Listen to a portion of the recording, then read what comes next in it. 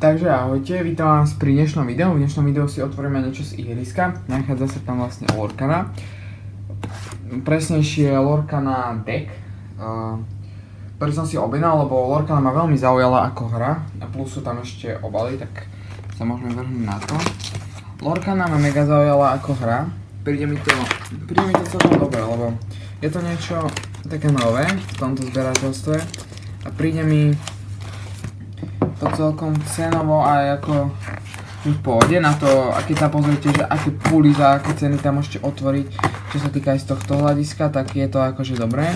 Ale som si to kúpil aj z toho herného hľadiska, lebo akože je to zároveň také, že ľahká hra celkom na hranie, ale zároveň ani ne. Takže takto. Takže máme tu prvé, máme tu z ihriska nejakú faktúrku. No a ďalej tu máme čo?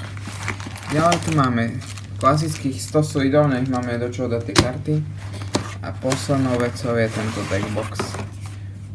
Akože musím uznať, že deckbox je akože mega pekný. No a na ten deckbox sa vlastne pozrieme v ďalšom videu.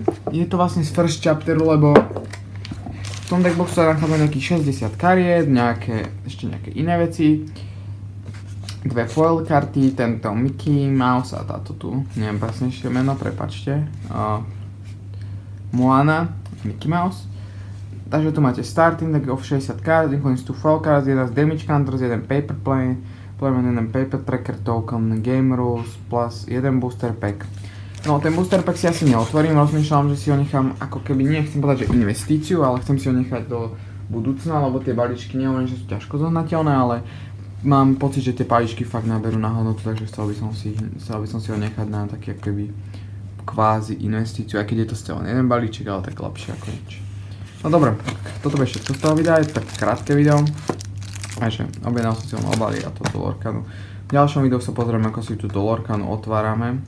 A vlastne ako sú tam karty a niečo také, dobre, tak zatiaľ čaute.